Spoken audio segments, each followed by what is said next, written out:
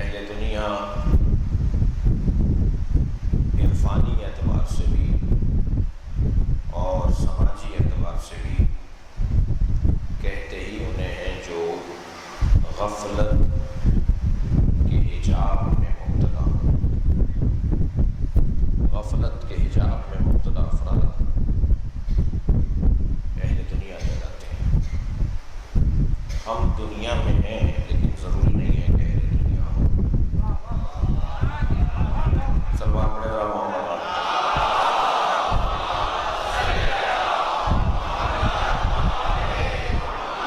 بہت سارے لوگ مکے میں ہیں مگر ضروری نہیں ہے کہ وہ اہل مکہ ہوں۔ بہت سارے لوگ مدینے میں ہیں لیکن ضروری نہیں ہے کہ وہ اہل مدینہ ہوں۔ بہت سارے لوگوں کے سینے میں ایک دل دھڑکتا ہے مگر ضروری نہیں ہے کہ وہ اہل دل ہوں۔ سلوات پڑھیں ذرا محمد والے۔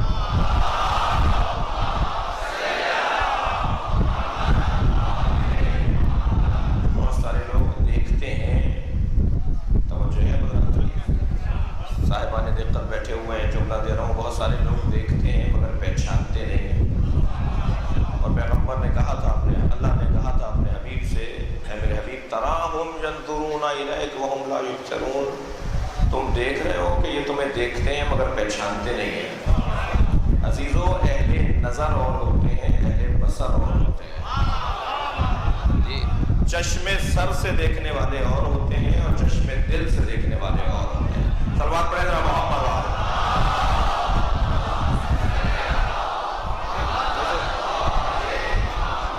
لہذا یہ ضروری نہیں ہے کہ کوئی دنیا میں ہو اور وہ اہل دنیا ہو۔ کوئی اگر یہ جاننا چاہتا ہے کہ دنیا میں رہنے کے باوجود بھی اہل دنیا نہیں ہے تو اسے علی کے مدرسے میں داخلہ لینا پڑے گا۔ علی بتائیں گے کہ کیسے دنیا میں رہتے ہوئے اہل دنیا نہ کہلاؤ، نہ بنو۔ کمال تو یہی ہے نا کہ یہاں آئیں اور یہاں سے سالم لوٹ جائیں۔ کمال انسان یہ ہے، کمال بشریت یہ ہے، ایک مومن ایک مسلم کا کمال یہ ہے کہ وہ یہاں آئے اور یہاں سے سالم واپس چلا جائے۔ اسے یہ ذہن میں بٹھانا ہوگا کہ وہ یہاں کا نہیں ہے۔ ہم میں سے کوئی بھی اپنے وطن میں نہیں ہے، یہ زمین ہمارا وطن نہیں ہے۔ میں پاکستان کی بات نہیں کر رہا اور اتنے گر کے بات بھی نہیں کروں گا۔ میں بات عقیدے کا کوئی وطن نہیں ہوتا، توجہ ہے، عقیدے کا کوئی بارڈر نہیں ہوتا۔ دنیا کے اس کونے میں بھی جو نبی کا کلمہ پڑھ رہا ہے وہ ہمارا وطن ہی ہے، اور اگر ہمارے پڑوس میں رہ کر کوئی نبی کی توہین کر رہا ہے تو وہ ہمارے وطن سے باہر ہے۔ ہمارا وطن اسلام ہے، اگر پاکستان بھی مسلمان مملکت ہے تو ہمارا وطن ہے، اور اس سے پیار بھی اسی بنیاد پر ہے کہ یہ اسلام کے نام پر دیا گیا وطن ہے۔ بہت ساری باتیں ہو رہی ہیں آج کل نجی ٹی وی چینلز کے اوپر اور تبصروں کے اندر کہ پاکستان کا مطلب لا الہ الا اللہ نہیں، پاکستان اسلام کے نام پر دیا گیا وطن نہیں ہے۔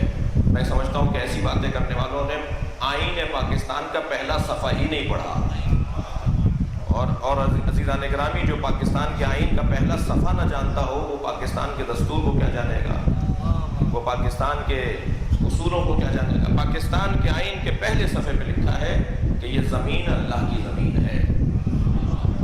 پاکستان کے آئین کے پہلے صفحے پہ لکھا ہوا ہے کہ اس زمین پر جو قانون چلے گا وہ شریعت کے مطابق چلے گا۔ مجھے نہیں معلوم کتنا چل رہا ہے، اتنا ضرور ہے اس وطن کا تعلق اسلام کے ساتھ ہے۔ زمین کے نقشے کے اوپر واحد مملکت ہے جو اسلام کے نام پہ لی گئی۔ توجہ چاہوں گا، بیان میرا ایک منزل پر آیا ہے، میں سے مجھے ایک جملہ کہنے دیجئے۔ دو ہی ملک ہیں جو نظریاتی بنیاد پر بنے ہیں۔ سلوات پڑھیں ذرا محمد والے۔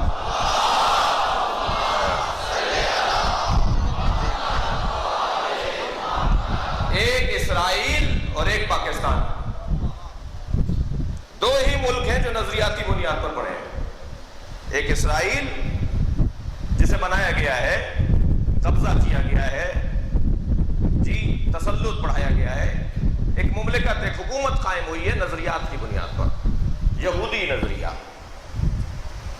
جی اور ایک اسلام کے نظریے کے اوپر پاکستان بنا ہے۔ قائد اعظم محمد علی جناح کے چہرے پر اگر داڑھی نہیں تھی تو اسلام میں داڑھی ہے، داڑھی میں اسلام نہیں ہے۔ صلوات پڑھے نا محمد و آل محمد۔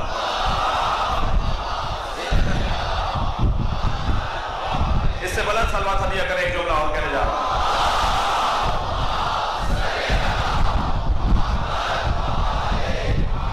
قائد اعظم محمد علی جناح رحمت اللہ علیہ، توجہ میری طرف ہے حضرت کی، انہوں نے پاکستان کو قائم کیا۔ یہ مولا کائنات کی تعلیمات سے درس لینے والی ایک شخصیت ہے۔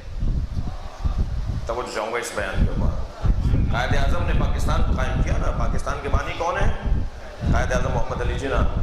جو قائد اعظم محمد علی جناح اتنے وسیع النظر تھے، اتنے وسیع القلب تھے، جہاں وسیع النظر تھے، جہاں وسیع القلب تھے، جہاں ایک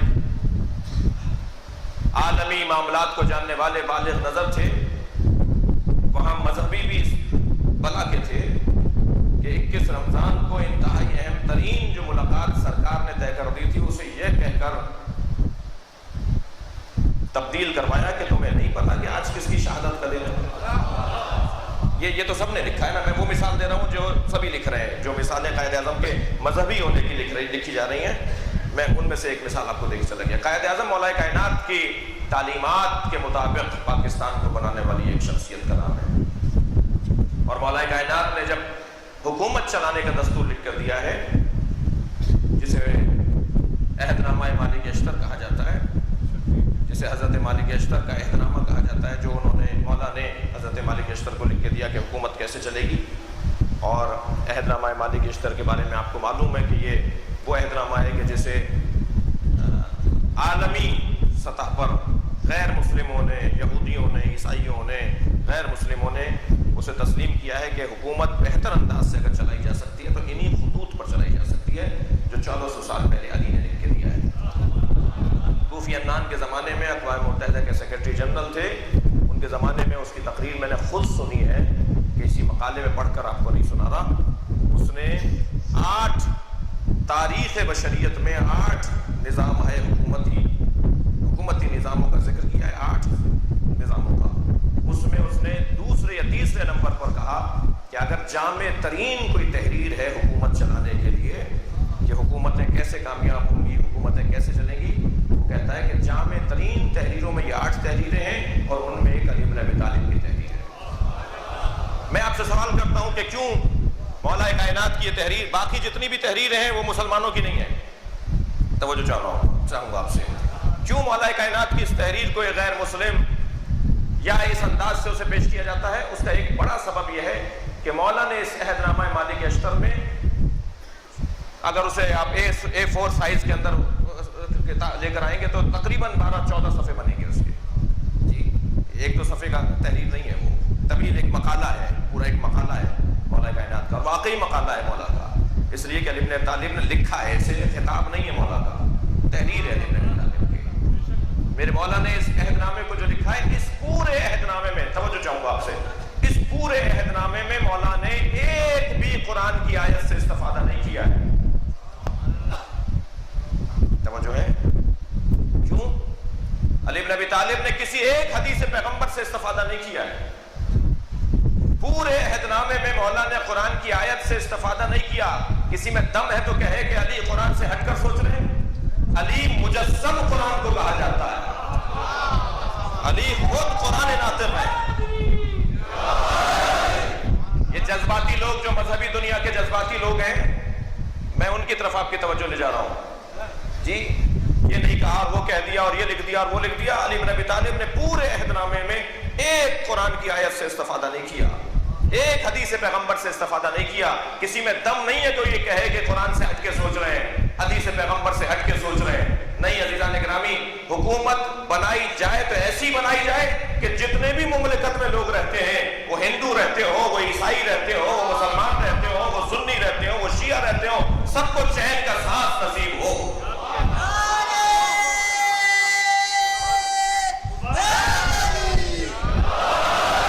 کوئی بڑھ پہ یہ نہیں کہے کہ صاحب یہ شیعوں کا بنایا ہوا نظام ہے، یہ سنیوں کا بنایا ہوا نظام ہے. نظام وہ بنایا جائے جس میں ہر شہری کو تحفظ فراہم ہو رہا ہو. عزیزان گرامی، سب سے اچھا نظام حکومت اگر اسلامی دستورات کے اندر ہے تو مولا کائنات کا ہے، اور وہ حل ہے ہمارے پاکستان کے مسائل کا. جس ملک میں اقلیتوں کے ساتھ یہ ظلم و زیادتیاں ہو رہی ہوں، جس ملک کے اندر جس کی لاٹھی اس کی بھینس کا قانون چل رہا ہو، آئین عملی طور پر معطل ہو، تقریروں میں تو ہے، ٹاک شوز میں تو ہے، لیکن عملی طور پر آئین جہاں معطل ہو، آپ کوئی ایک ادارہ دکھائیے پاکستان کا کہ جہاں پر آئین کی بالادستی ہو، کوئی ایک ادارہ بتائیے. ابھی پچھلے دنوں میں صدر مملکت کے بیان کو سن رہا تھا، کیونکہ وہ مدرسے کے پڑھے ہوئے ایک مولوی صاحب ہیں، سلمان پڑھے ذرا محمد والے.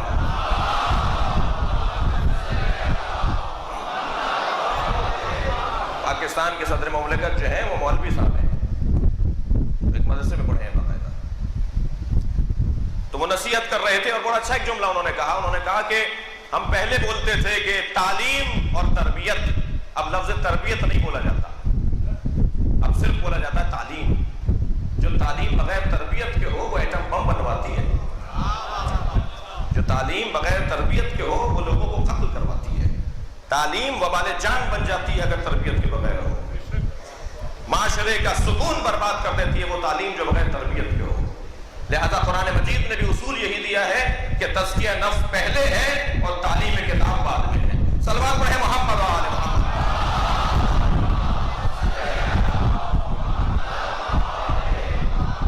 عزیزان گرامی، دنیا کچھ بھی کہتی رہے، اتنا ہے کہ ہمیں وہ دیکھنا ہے کہ جو اللہ کہہ رہا ہے.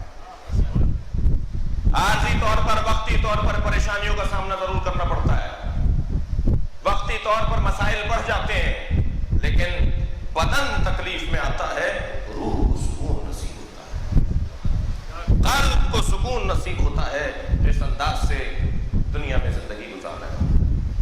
اہل دنیا کچھ بھی کہتے رہیں، توجہ چاہوں گا،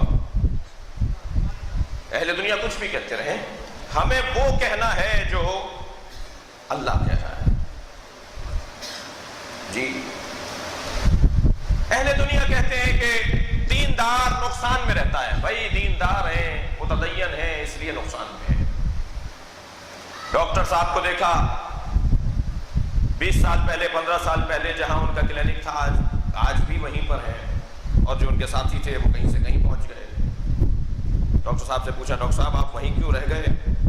آپ کا فلاں دوست تو فلاں پوش علاقے کے اندر اور فلاں علاقے کے اندر موجود ہے. کہنے لگے کیا کریں، ہم بہت سارے کام نہیں کر سکتے اس لیے کہ دین ہمیں روکتا ہے. جواب یہ آیا، صلوات پڑھیں ذرا محمد والے.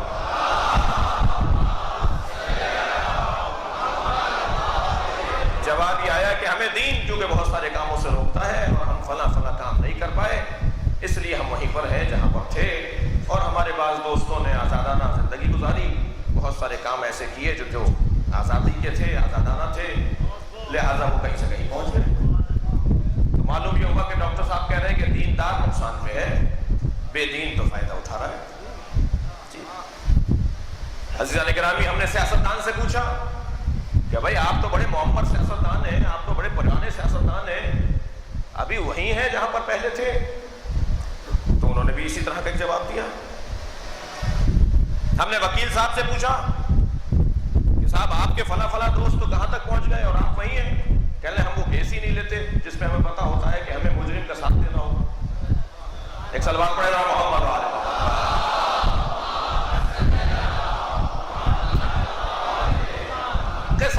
ہم نے معاشرے کے مختلف طبقوں سے ایسے سوالات کیے اور ہر ایک نے ہمیں ایسے ہی ملتا جلتا جواب دیا کہ صاحب دین پر عمل کر رہے تھے اس لیے نقصان اٹھا رہے ہیں، اور جو ہمارے دوستوں نے دین کو چھوڑ دیا، اپنی پسند پہ چلے، اپنی مرضی پر چلے، اپنے نفس کی خواہشات پر چلے، وہ کامیاب ہو گئے. تو ساری دنیا یہ کہہ رہی ہے، اہل دنیا یہ کہہ رہے ہیں کہ جو دیندار ہے وہ نقصان میں ہے اور جو بے دین ہے وہ فائدے میں ہے. اب ہم ساری دنیا کی مانیں یا اللہ کی مانیں؟ اللہ یہ کہہ رہا ہے دیندار فائدے میں ہے. والعصر ان الانسان لفی خسر الا الذین آمنوا وعملوا الصالحات. دیندار ہی تو ہے جو ایمان اور عمل صالح رکھتے ہیں. صلوات پڑھیں محمد و آل محمد.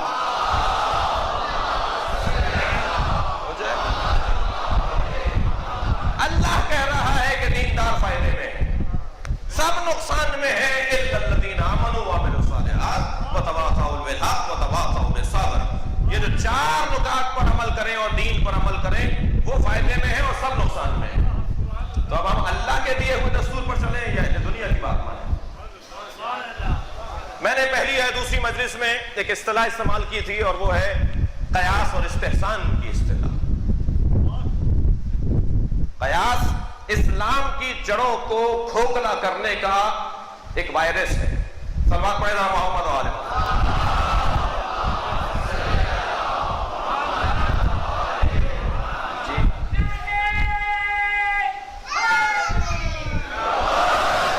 اور اس قیاس کی بنیاد پر اسلامی تعلیمات کا مذاق ہوا, اسلامی تعلیمات کا تمسخر اڑایا گیا. مجھے معلوم ہے کہ اہل علم تشریف فرمائے, ممکن ہے مجلس کے بعد کوئی مجھ سے کہے کہ صاحب فقہ ہے, اہل بیت میں بھی تو قیاس ہے.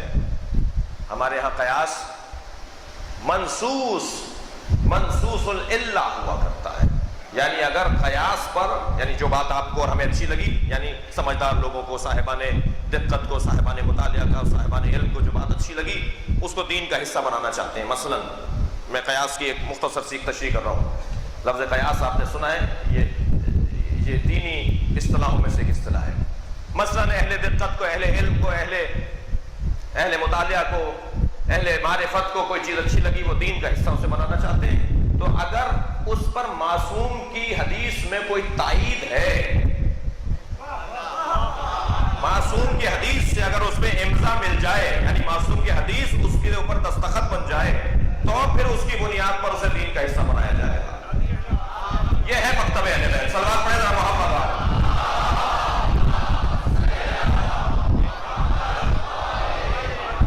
لیکن جہاں معصوم کی تائید نہ ہو, معصوم کی حمایت نہ ہو, اور سب مل کر اچھے لوگ کہے صاحب ہمارے مطابق یہ بات اچھی ہے, اسے دین کا حصہ بننا چاہیے, تو عزیزان گرامی وہ قیاس ہے جو انسان کو مشکلات میں ڈالے گا. اور تاریخ ہے, میں اس میں بہت طویل نہیں رکنا چاہوں گا. ایک تاریخ ہے قیاس پر عمل کرنے والوں کی. میرے چھٹے امام جعفر صادق علیہ السلام کے زمانے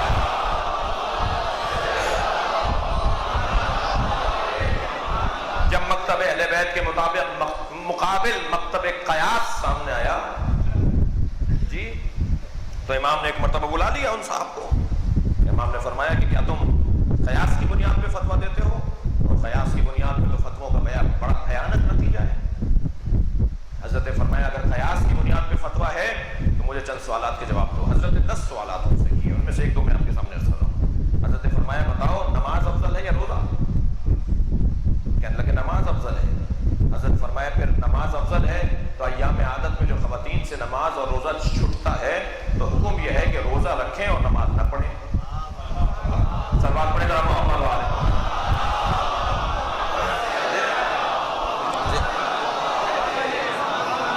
جب وہ طہارت کے ایام میں آئے تو انہیں حکم یہ ہے کہ روزہ رکھیں لیکن نماز انہیں معاف ہے. تو نماز تو افضل ہے, نماز اللہ کیوں نہیں پڑھوا رہا؟ تمہارے قیاس کے مطابق تو ان سے نماز بھی پڑھوائی جائے, لیکن معصوم فرما رہے ہیں, نبی فرما رہے ہیں کہ نماز نہیں پڑھنی, انہیں صرف روزہ رکھنا ہے انہیں. حضرت نے ایسے چند اور سوالات ارشاد فرمائے اور پھر ہر سوال کے آگے ان کے پاس جواب نہیں تھا. ان کے جوابات بھی دیے حضرت نے کہ اس کا سبب یہ ہے, اور اگر قیاس کی بنیاد پہ چلو گے تو تم تو دین کو بدل دو گے, شریعت کو بدل دو گے, پیغمبر کے دستورات کو تبدیل کر دو گے. بات جو میں نے کی تو اس کا جواب بھی حضرت کا دے دیتا ہوں. حضرت نے فرمایا نماز اس لیے نہیں پڑھوا رہے ان سے کیونکہ نماز پڑھتے میں خاتون کوئی اور کام نہیں کر سکتی, روزہ رکھ کر کوئی اور کام بھی کر سکتی ہے, گھر کا کام. صلوات پڑھیں ذرا محمد والے.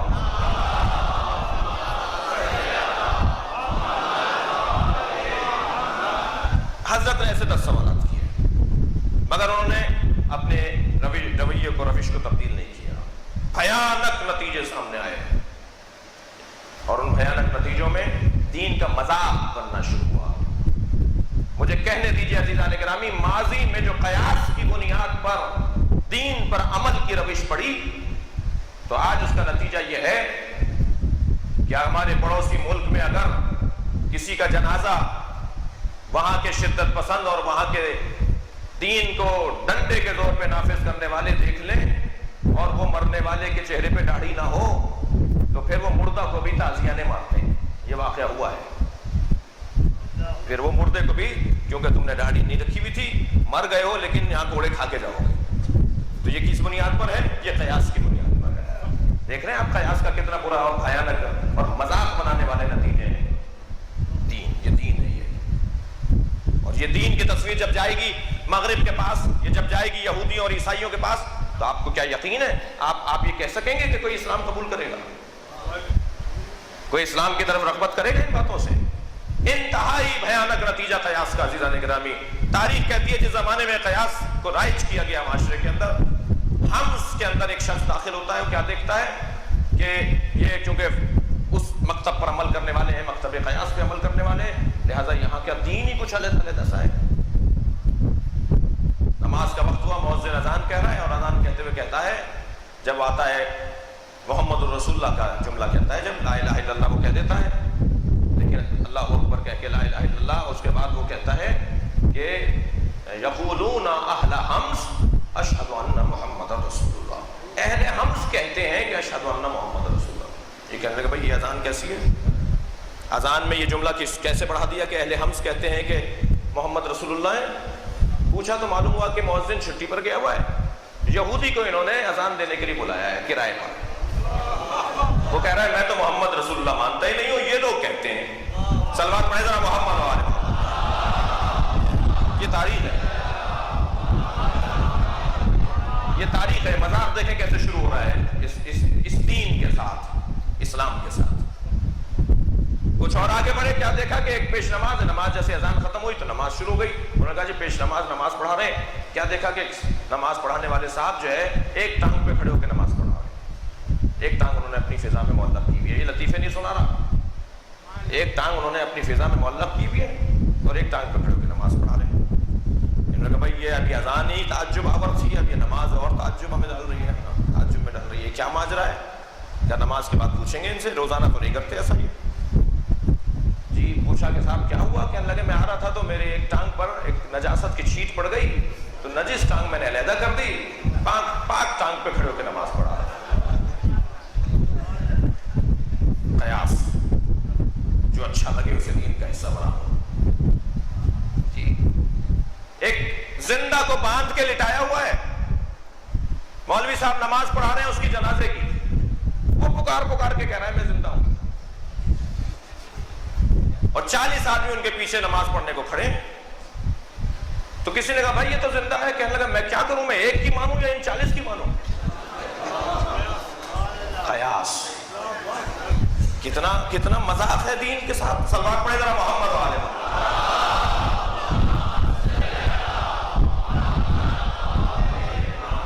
لیکن اس مذاق اور تمسخر کا مقابلہ کیا مکتب اہل بیت نے، ائمہ اہل بیت نے۔ عزیزان گرامی، اہل دنیا کچھ کہتے رہے، قیاس کی بنیاد پر فیصلے دیتے رہے، ساری دنیا کچھ کہتی رہے، لیکن ہمیں کہنا وہ ہے جو اللہ کہہ رہا ہے۔ اب میں جملہ دے رہا ہوں آپ کی سماعتوں کے لیے، ساری دنیا کہتی رہے کہ ایمان ابو طالب کا نہیں تھا، اللہ کہہ رہا ہے وَوَجَدَكَ ضَالًّا فَهَدَىٰ، اے محمد تمہیں ہم نے بے سرپرست پایا، تمہیں ابو طالب کی گود میں لے لیا۔ سلوات پڑھے محمد وآل محمد۔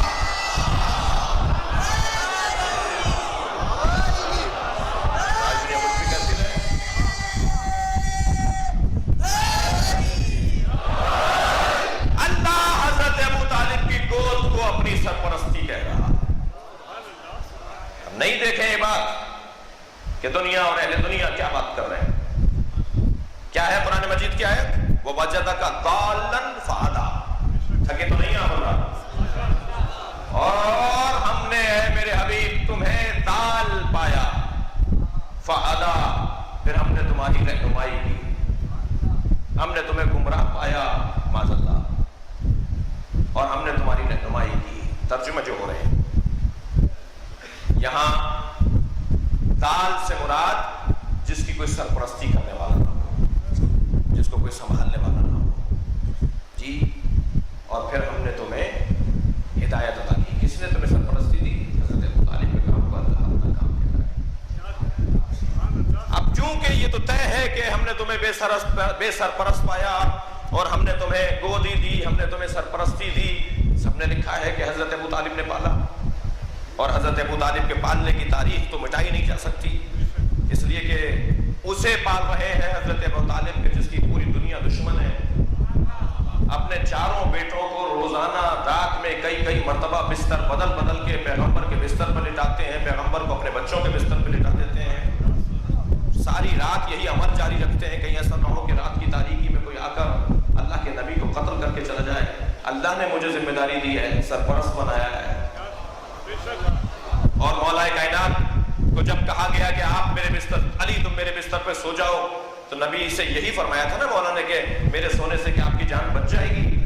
اور پیغمبر نے جب فرمایا کہ ہاں تمہارے سونے سے میری جان بچ جائے گی, تو سجدہ شکر اس لیے کیا تھا کہ یہ مشق تو بچپن سے کرتا. صلوات پڑھے ذرا محمد و آل محمد.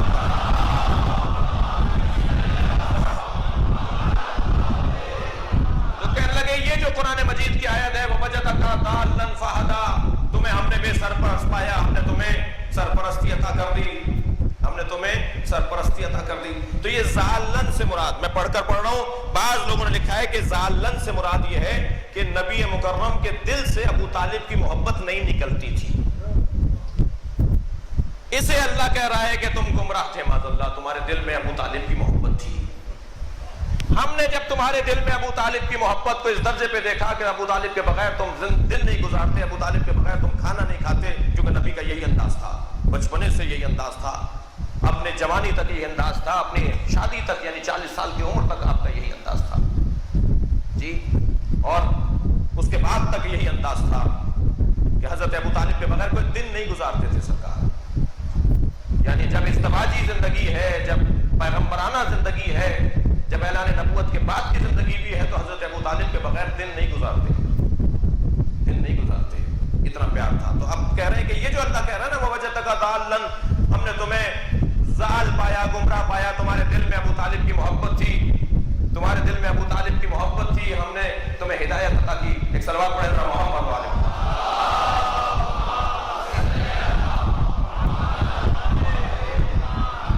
ہم نے تمہارے دل میں ابو طالب کی محبت دیکھ کر معاذ اللہ تمہیں گمراہ پایا, پھر ہم نے تمہیں ہدایت دے دی, تمہارے دل سے ابو طالب کی محبت نکال دی.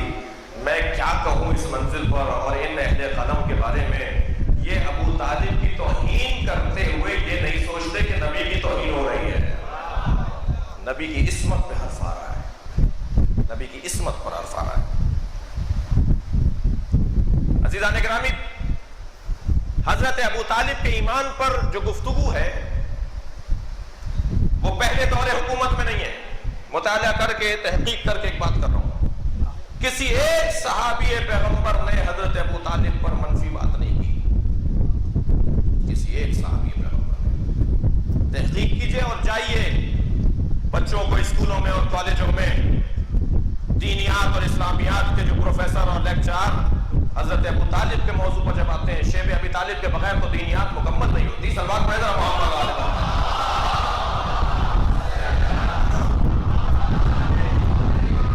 اور جب شیب ابی طالب کی بات آتی ہے تو حضرت ابو طالب کے لیے نامناسب جملے بولے جاتے ہیں, بولے جا رہے ہیں. جوان ہمیں آ کے بتاتے ہیں, بہت سارے بچے آ کے بتاتے ہیں کہ ہمارے کالج میں یہ ہوا, ہماری یونیورسٹی میں یہ ہوا, ہمارے اسکول میں یہ ہوا, یہ پڑھاتے ہوئے ہمارے استاد نے کہا. اور حتیٰ بعض جگہ کہا جاتا ہے کہ کلاس میں کوئی شیعہ طالب علم تو نہیں ہے, ہاں صاحب شیعہ طالب علم ہے, کہا ہاتھ اٹھاؤ کون کون ہو, کہ بھائی تم لوگوں اگر پڑھنا چاہتے ہو کسی اور سے پڑھ لو, ہم تو یہی پڑھائیں گے کہ حضرت ابو طالب ایسے ہیں اور ویسے. کیا ہو رہا ہے پاکستان کے نظام تعلیم کے اندر؟ بہت ساری چیزوں پر غور کرنے کی ضرورت ہے. البتہ آپ کا جہاد جاری رہنا چاہیے. میں آپ سے ایک جملہ کہوں گا کہ اپنے بچوں کو اسی انداز سے اسکولوں میں رکھیے جس انداز سے اب تک چلے آئے. جگہ خالی کرنا اہل بیت کے چاہنے والوں کی نشانی نہیں ہے. صلوات پڑھے ذرا محمد والے.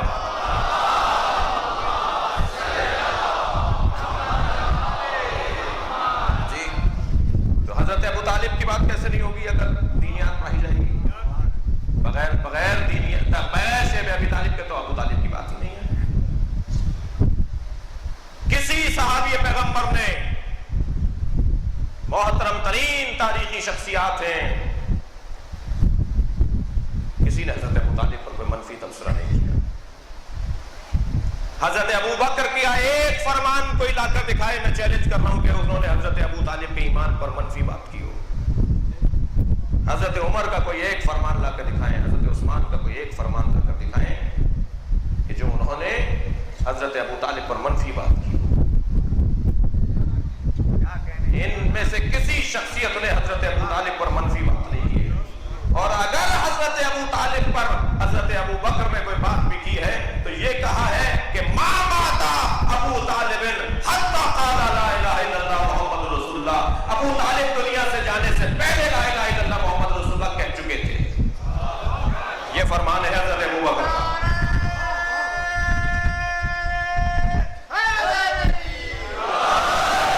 یہ پھر کہاں سے بحث آئی؟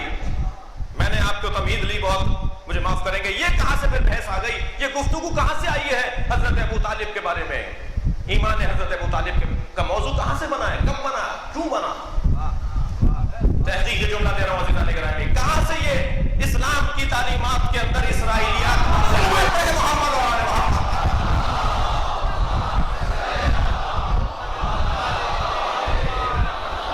یہ کیا ہوا کہ اسلامی تعلیمات کے اندر زہر اور سمیات، جملہ دے رہا ہوں، سمیات کو داخل کیا گیا؟ نہیں معلوم آئندہ کی کل کی مجلس میں آپ کو عرض کروں کہ یہ سمیات ہیں جو اسلامی تعلیمات میں ڈالے گئے. زہر ہے، سم زہر ہے. اسلامی تعلیمات میں سمیات کو داخل کیا گیا ہے. قرآن کی ایک آیت مل رہی ہے کہ شفاعت کا حق کسی کو نہیں ہے سوائے اللہ کے. تو ایک آیت پڑھ کر عقیدہ بنانے والے اور ہوتے ہیں، پورا قرآن پڑھ کے عقیدہ بنانے والے اور پھر ڈال دیا گیا کہ شفاعت کا تو حق کسی کو نہیں ہے سوائے پروردگار عالم کے. ادھر اللہ کہہ رہا ہے الا من اذن له الرحمن، سوائے ان لوگوں کے جنہیں رحمان اجازت دے گا وہ شفاعت کریں گے. تو اگر قرآن میں صرف اللہ سے متعلق آیات ہیں کہ شفاعت صرف اللہ دے گا کرے گا، تو پھر ایک آیت بھی اگر کہیں آ گئی ہے کہ جسے رحمان اجازت دے گا وہ شفاعت کر سکتا ہے، تو ایک آیت اور 50 آیتوں کی تفسیری تو کر رہی ہے. صلوات پڑھیں نا محمد و آل محمد.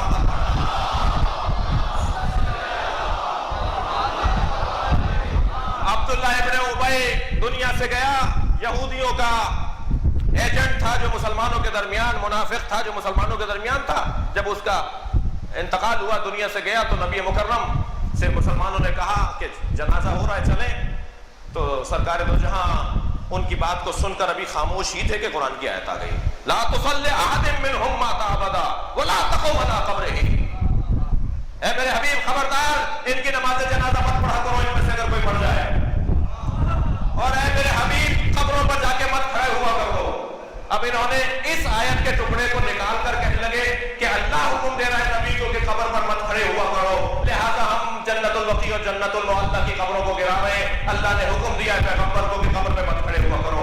میں ایک جملہ آپ کی سماعتوں کے حوالے کر رہا ہوں. عزیزان گرامی، ابن تیمیہ، عبد الوہاب اور اس مکتب کے جتنے بھی سربراہ ہیں، ان سب نے اسلامی تعلیمات میں وہ سمیات ڈالی ہے کہ اگر آپ قرآن کی آیات سے نکالیں گے تو وہ دلیلیں ہیں جو سیاق اور ثواب کو ہٹا کے درمیان سے نتیجہ نکالنے والی آیات.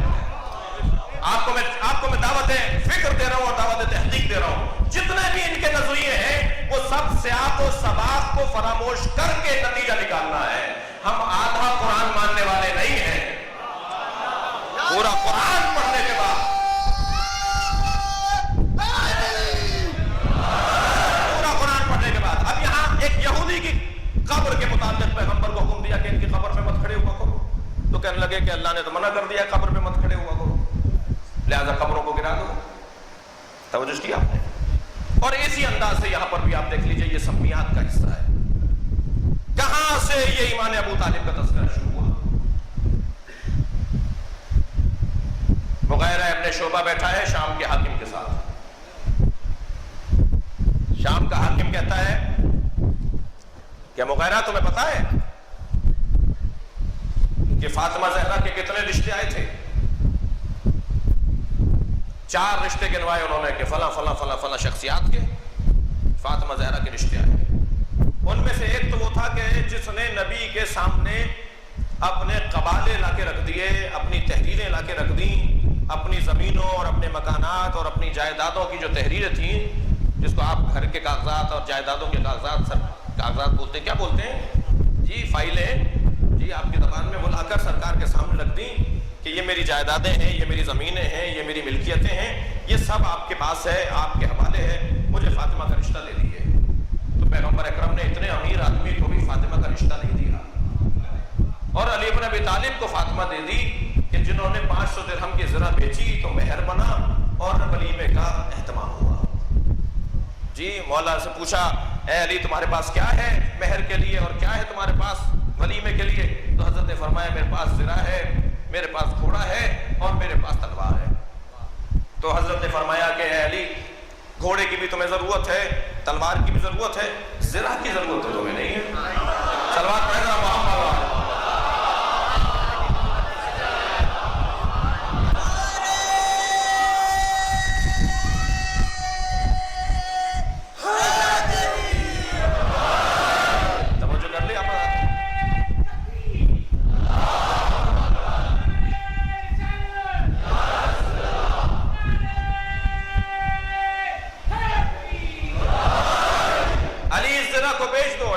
ولیمے کا اہتمام کرو اور مہر کا اہتمام کرو۔ البتہ یہاں ایک جملہ یہ بھی سنتے جائیے کہ نبی مکرم کے نزدیک مہر اس چیز سے ادا ہو رہا ہے جس کی ضرورت نہیں ہے۔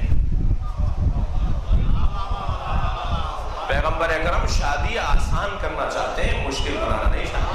صلوات پڑھیں ذرا محمد وعلى محمد۔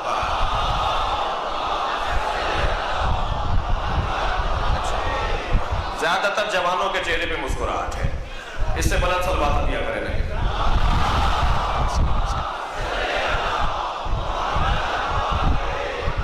اس سے بلند صلوات نبی اور آئے۔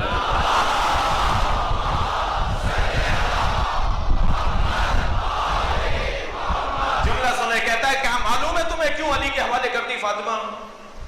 کیوں علی بن ابی طالب سے اپنی بیٹی فاطمہ زہرا کا عقد کر دیا؟ آپ جملہ دیکھیں، کہتا ہے کہ فاطمہ زہرا کو، جملہ محسوس کریں گے، فاطمہ زہرا کو علی کے عقد میں نبی نے دیا اس لیے ہے کہ ابو طالب کا شکریہ ادا کرنا تھا۔ صلوات پڑھنا محمد وعلى محمد۔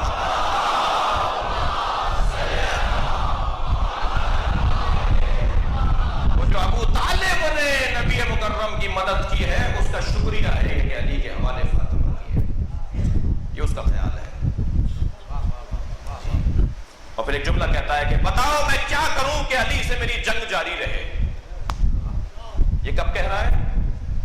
یہ اس وقت کہا جا رہا ہے کہ جب جنگ جمل، جنگ صفین، جنگ نہروان ختم ہو چکی ہے جی، اور کیفیات آپ کے پیش نظر ہے کیا ہے تاریخ اسلام میں۔ کہتا ہے بتاؤ کیا کروں میری علی سے جنگ جاری رہے۔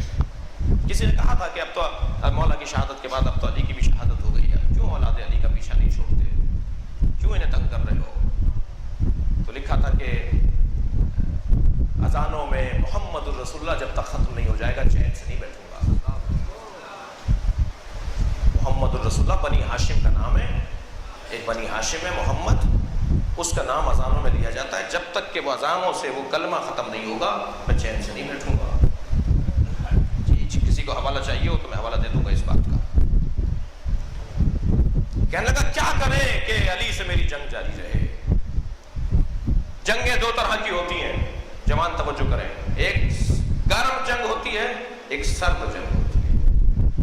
گرم جنگ اسلحے سے لڑی جاتی ہے اور سرد جنگ اعصاب سے لڑی جاتی ہے۔ ویسے بھی یہ دور اعصابی جنگوں کا دور ہے۔ پاکستان میں بھی وہی جیتے گا جس کے اعصاب مضبوط ہوں گے۔ ماحول ملکی حالات کے اندر وہی کامیاب رہے گا جس کے اعصاب مضبوط ہوں گے۔ جلدی جذباتی ہو جانے والا کبھی بھی جنگ جیت نہیں سکتا۔ نظریے کی بنیاد پہ چلنے والے بدن کی موت سے گھبراتے نہیں ہیں، بدن کی موت سے کبھی بھی نظریے پہ چلنے والے گھبراتے نہیں ہیں۔ ہمارا دشمن پاکستان میں اتنا بے وقوف ہے، یہ ہمارے بدن کو مارتا ہے، ہم اس کے نظریے کو مارتے ہیں۔ یہ مجالس، یہ عزاداری، یہ مسلسل جدوجہد، یہ نظریے کی موت ہے، ہمارے دشمن کے نظریے کی موت۔ تو گرم اسلحے سے بھی مولا کائنات کے ساتھ جنگ کی گئی اور ایک سرد جنگ شروع کی، اور کہا کہ اب میں پوری مملکت اسلامیہ میں کچھ لوگوں کو بھیج رہا ہوں جو مختلف شہروں میں جا کر ایک بحث چھیڑ کر آ جائیں، اور وہ بحث ہے ایمان ابو طالب کی بحث۔ لہذا حضرت ابو طالب کے ایمان پر مولا کائنات سے دشمنی کی بنیاد پر بحث چھیڑی گئی۔ عزیزان گرامی، وقت تنگ ہو گیا، پروردگار عالم نے حضرت ابو طالب کو جو عظمت عطا کی ہے، اس کا ایک باب یہ ہے کہ نبی مکرم اس کی گود میں اور اس کے سہارے پر زندگی گزار رہے ہیں کہ جسے ضرورتاً حجت خدا ماننا پڑے گا، ضرورتاً حجت الہیہ ماننا پڑے گا. اس لیے کہ اگر آپ نے ضرورتاً حجت خدا نہیں مانا تو حکم یہ ہے کہ خبردار تم اس سے مدد نہ لو جو کفر رکھتا ہو. اگر نہ صرف مدد نہ لے رہے ہو بلکہ ان کے بغیر سانس بھی نہ لے رہے ہو، ان کے بغیر دن نہ گزار رہے ہو، تو ماننا پڑے گا کوئی خاص مقام انہیں اللہ نے عطا کیا ہے. پاکستان کے اندر ایک علماء بورڈ ہے جو سرکار کی طرف سے بنا ہے. اس میں کتابوں پہ تبصرے ہوتے ہیں، گفتگو ہوتی ہے اور طے ہوتا ہے کہ صاحب یہ 1960 کے بعد سے جو کتابیں چھپی ہیں کس پہ بین لگنا چاہیے، کس پہ نہیں لگنا چاہیے. علماء بورڈ میں شیعہ بھی ہیں، سنی بھی ہیں، بریلوی بھی ہیں، دیوبندی بھی ہیں، سارے مسلمان بھائی اس علماء بورڈ کے اندر موجود ہیں. پچھلے دنوں علماء بورڈ کے اندر ایک کتاب پر بحث تھی. ہر ممبر کو کتابیں دے دی جاتی ہیں، وہ اپنے اپنے گھروں پہ جا کے اس کے اوپر تحقیق کرتے ہیں، اس پہ غور کرتے ہیں، جملوں کو نوٹ کرتے ہیں اور پھر میٹنگ میں آ کے فیصلہ کرتے ہیں کہ اس پہ کتاب پہ بین لگنا چاہیے نہیں لگنا چاہیے. یہ پاکستان کی حکومت نے ایک علماء بورڈ بنایا ہے. اس میں ایک کتاب کے اوپر جو حضرت ابو طالب کے ایمان پر کتاب اور حضرت ابو طالب کے موضوع پر کتاب تھی اور اہل سنت کی کسی بزرگ عالم کی لکھی ہوئی کتاب تھی. میرے پاس بھی 4-6 کتابیں حضرت ابو طالب پر جو اہل سنت کے علماء نے لکھی ہیں، عظمت حضرت ابو طالب پر، وہ ہمارے پاس بھی موجود ہیں. اور اس پہ بحث ہونے لگی کہ ایمان ابو طالب پر کتاب ہے، اور بحث چھڑی تو اکثریت کی رائے اس طرح کی سامنے آ رہی تھی، سوائے ہمارے بریلوی بھائیوں کے اور سوائے شیعہ عالم دین کے، کہ صاحب وہ تو معاذ اللہ کفر تھا، کافر تھے، معاذ اللہ، یہ ساری باتیں. اور جب حضرت ابو طالب کے ایمان پہ منفی باتیں ہونے لگیں تو ایک بزرگ مفتی صاحب، ایک بزرگ ہمارے بھائیوں کے بزرگ عالم دین، وہ کبر سینے کی وجہ سے ٹیک لگائے بیٹھے تھے. ایک مرتبہ وہ کھڑے ہوئے اور انہوں نے اپنی عصا جو ہے وہ ایک جگہ پر پٹخ کے ماری اور کہنے لگے تم نے قرآن کی آیت نہیں پڑھی، تم نے قرآن کی آیت نہیں پڑھی کہ ان یؤذون اللہ ورسولہ اولئک لعنہم اللہ. جو اللہ اور رسول کو اذیت پہنچاتے ہیں ان پہ اللہ کی لعنت ہے. ابو طالب کے ایمان پر بات کرنے سے رسول کو اذیت پہنچتی ہے.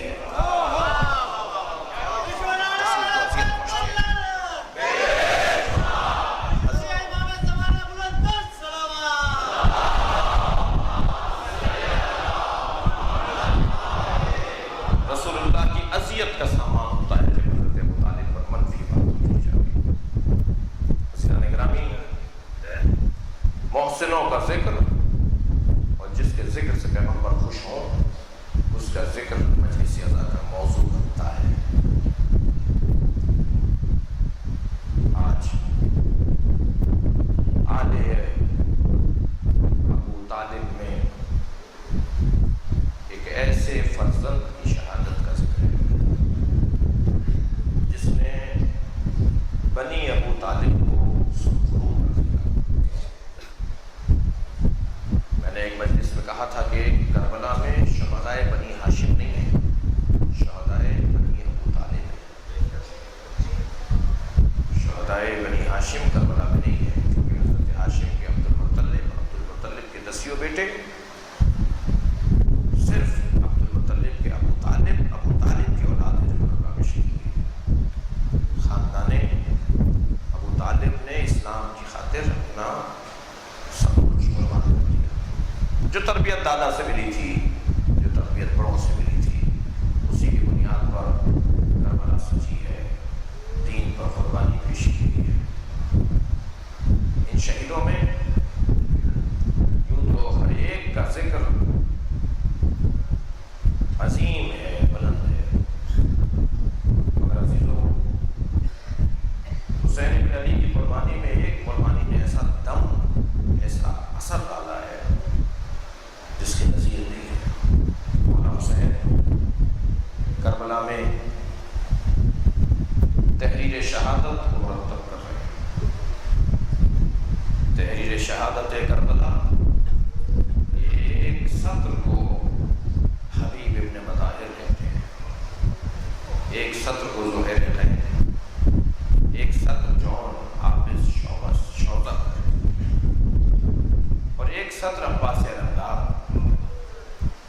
शहादत नामे की एक सत्र अली अकबर, शहादत नामे की एक सत्र मोहम्मद कासिम, हजरत अब्बास के 3 और भाई, बनी अब्दुल्ला, बनी जाफर, बनी अकील, बनी अबू तालिब, ये सारी सत्रें हैं।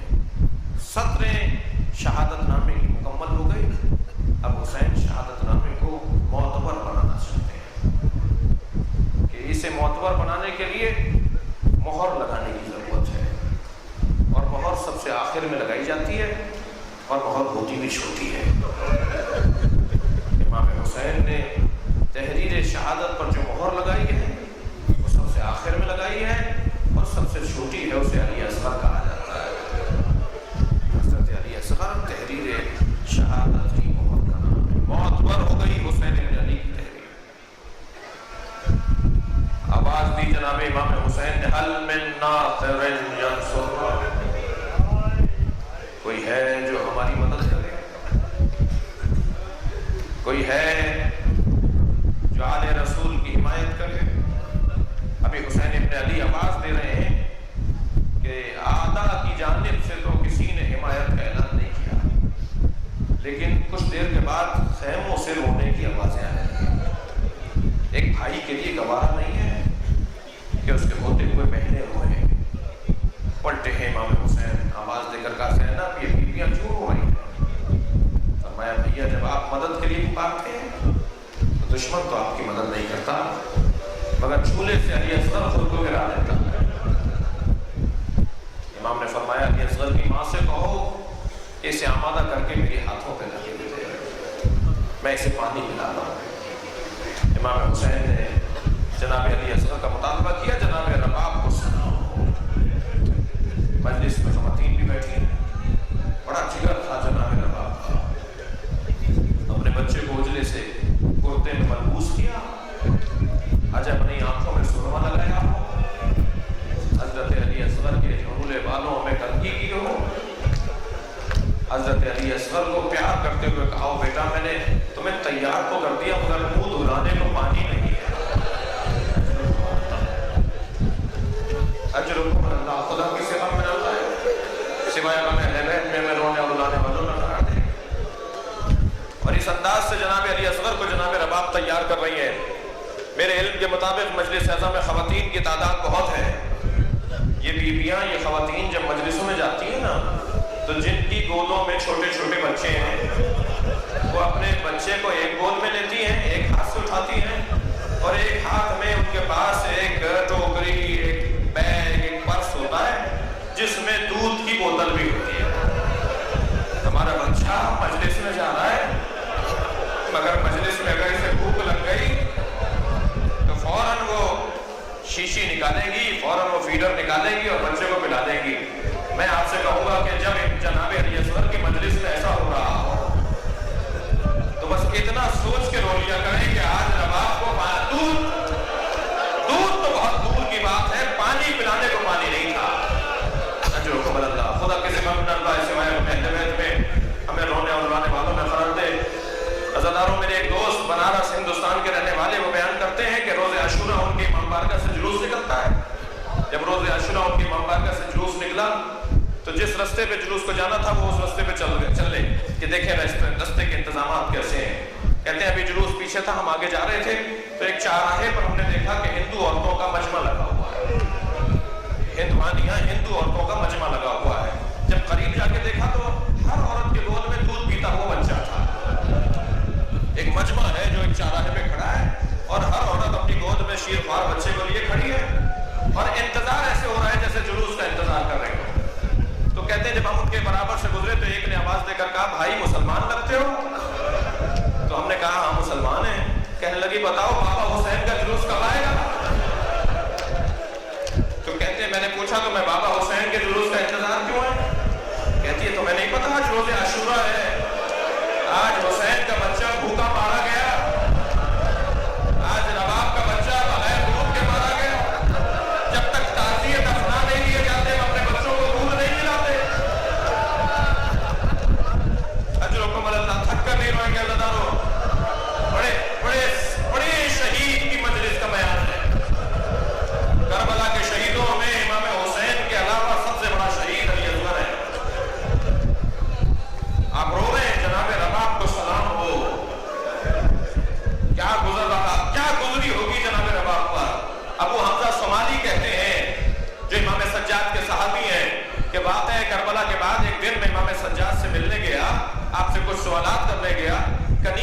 सहने खाना से गुजार कर आपके हुजरे तक पहुंचाया। तो जब मैं सहने खाना से गुजर के हजरत के हुजरे में जा रहा था तो मैंने देखा कि धूप में एक बीबी है जो बुर्का पहने बैठी है। मैं कई घंटे हजरत की खिदमत में रहा, बहुत देर तक सवाल करता रहा। जब मैं इमाम से रुखसत लेकर वापस जाने लगा तो मैंने देखा धूप ढल गई है और वो बीबी वहां से उठ के दूसरी जगह जहां धूप आ गई है वहां का बैठ गई, साए से उठकर धूप में आके बैठ गई है। बुर्का पहने एक बीबी बैठी हुई है। अबू हमजा कहते हैं मैं खड़ा हो गया, इमाम की आवाज आई, अबू हमजा क्या सोच रहे हो? तो मैंने हाथ जोड़कर कहा मौला शायद किसी गलती पर आपने अपनी कनीज को सजा दी है। मौला शायद किसी गलती पर आपने अपनी कनीज को सजा दी है और इसे धूप में बिठा दिया है। मौला इसे माफ कर दीजिए, मदीने की गर्मी बहुत शदीद है, मदीने की धूप बड़ी शदीद है। इमाम की आवाज आई, रो रहे थे इमाम की आवाज आई, अबू हमजा मेरी माँ रवाब है। जब करबला से रुखसत हो रही थी तो मेरे बाबा के लाशे को बेगोरो कफन देखा था और लाशे पे धूप पड़ रही थी। तो मेरे बाबा से वादा किया था जब तक जिंदा रहूंगी कभी साए में नहीं बैठूंगा। अजरुकुम अल्लाह, थक कर नहीं रोएंगे हज़ारों, अपनी आवाजों को आजाद छोड़ेंगे। सलाम हो ऐसी माँ पर, सलाम हो ऐसी ज़ौजा पर। इमाम हुसैन सलाम करते हैं जनाब रवाब को, कहते हैं मुझे वो घर अच्छे लगते हैं जिन घरों में रवाब और सकीना नामी औरतें होती हैं। बड़ी कुर्बानी है जनाब सकीना की, बड़ी कुर्बानी है जनाब रवाब की। जनाब रवाब ने उजला सा कुर्ता पहनाया, अपने बच्चे को आमादा किया और इमाम हुसैन की गोद में लाके दे दिया। मीर अनीस कहते हैं इस मरहले पर कि उलट दिया बनाकर शक्ल मुजाहिद के लिए चले शबीर, उलट दिया अली असगर की आस्तीनों को। बड़ा मुजाहिद है जो मैदान करबला में जा रहा है, लेके चले करबला के मैदान में। इमाम ने आवाज देकर कहा ए कौम अश्किया, अगर तुम मुझे पानी नहीं देना चाहते, अगर मेरी बात तुम नहीं सुनना चाहते तो ये मेरा बच्चा प्यासा बहुत है, इसे पानी पिला दो, इसे पानी पिला दो। जब कोई जवाब नहीं आया तो इमाम ने फरमाया मैं इसे जमीन पर लिटा देता हूँ और चंद कदम पीछे चला जाता हूँ, तुम में से खुद कोई आकर इसे पानी पिला दे। आप देख रहे हैं शफकत पदरी किसे कहते हैं, किस अंदाज से इमाम हुसैन अपने बच्चे को बचाना चाहते हैं। इमाम ने जमीन करबला पे बच्चे को लिटा दिया। जनाब अली असगर से फरमाने लगे तुम बताओ कितने प्यासे हो। अब सूखी जबान थी जो खुश्क होठों पर फिर रही थी कि फौज अश्किया देख देख कर रोने लगी। आवाज आई कोई है जो हुसैन के कलाम को पता करे। अज़ादारो आप रो रहे हैं, मुझे एक जुमला याद आ रहा है। इमाम ने इसी मरहले पर एक जुमला कहा था। इमाम ने फरमाया था अमान कराओना कैफा यतलद्दा, तुम इसे देख नहीं रहे हो कि ये कैसे मुंह खोलता है और बंद करता है। अरबी जबान में अज़ादारो यतलज़्ज़ा का लफ्ज़ मछली के लिए इस्तेमाल होता है। अरबी जबान में मछली की एक कैफियत होती है, जब उसका दम निकल रहा होता है तो उस कैफियत में कहा जाता है यतलज़्ज़ा। मुझसे एक जवान पूछने लगा मौलाना हमारे घरों में अशरे उला में मुहर्रम में मछली नहीं तली जाती, आप बता सकेंगे कि हमारे बुजुर्गों ने ये रिवाज क्यों डाला कि मछली हमारे घरों में न तली जाए? मैंने कहा साहब मुझे तो एक ही चीज समझ में आती है, हुसैन ने अपने बच्चे के तड़पने को मछली के तड़पने से याद किया। अजरुकुम अल्लाह, अजरुकुम अल्लाह, खुदा किसी गम में न उठाए। अब एक मरतबा आवाज आई कि कौन है जो हुसैन के कलाम को बता करे, तो आवाज दी गई कि हुरमला बहुत ही माहिर तीर अंदाज है। फिर सारे साहब ने आवाज दी हुरमला इख्तलामत हुसैन, हुरमला ने एक तीरे से शोभा जोड़ा। अज़ादारों मैं भी पढ़ रहा हूँ और आप भी सुन रहे हैं। मक्तल के बाद जुमले इतने सख्त जुमले हैं कि उस जुमले पर घंटों रोया जाए तो कम है। तीरे से शोभा है जो अली असगर को मारा जा रहा है। इसके बाद 6 तीर थे, 3 तीरों ने खता की और 3 तीरों में करबला में काम किया है। एक को अब्बास से गिराया, अब्बास को गिराया, एक से हजरत अब्बास को गिराया, एक से इमाम हुसैन को गिराया। अरे हुरमला ये इतना सा बच्चा, अल्लाहु अकबर, तीरे से शोभा हजरत अली असगर की जानिब इसने जोड़ा। इमाम हुसैन की गोद में 6 महीने का बच्चा है। तीरे से शोभा से जब जनाब अली असगर के गले पर आकर वार हुआ है, इमाम के हाथों पर खून आने लगा, अली असगर के गले से खून आने लगा। इमाम ने खून को हाथों में लेकर आसमान को देखा, आसमान से आवाज आई। इमाम मोहम्मद बाक़िर की हदीस है, इमाम मोहम्मद बाक़िर फरमाते हैं इमाम ने जब आसमान को देखा तो आसमान से आवाज आई हुसैन क़यामत तक बारिश नहीं बरसेगी। ने जमीन की तरफ देखा, इस खून को लेने वाला कोई नहीं था। इमाम ने अपने चेहरे पे बच्चे का खून बना। अल्लाह, इस कैफियत में इमाम हुसैन ने फरमाया क़यामत में कल क़यामत में मैं इसी हालत में आऊंगा और मैं पूछूंगा अल्लाह से, मुझे इस खून का जवाब चाहिए। अल्लाह, इमाम हुसैन ने अपने बच्चे के लाशे को अपनी गोदी में ले लिया। अज़ादारों, गर्मी शदीद थी, धूप में तपिश बहुत थी। इमाम ने अली असगर के लाशे पर अपने अबा का दामन डाल दिया। लाशा अबा के दामन में है, हुसैन जा रहे हैं खेमे की तरफ। ये लाशा बहुत छोटा है मगर हुसैन से उठ नहीं रहा। अजरुकम अल्लाह, थक कर नहीं रोए अज़ादारों, ये लाशा बहुत छोटा है मगर इमाम हुसैन से लाशा उठ नहीं रहा। कभी 7 कदम आगे जाते हैं, इन्ना लिल्लाह, कभी 7 कदम पीछे आते हैं, रिदन बिक़ज़ाइही व तस्लीमन लिअमरिही। बाज़ लोगों ने लिखा है शायद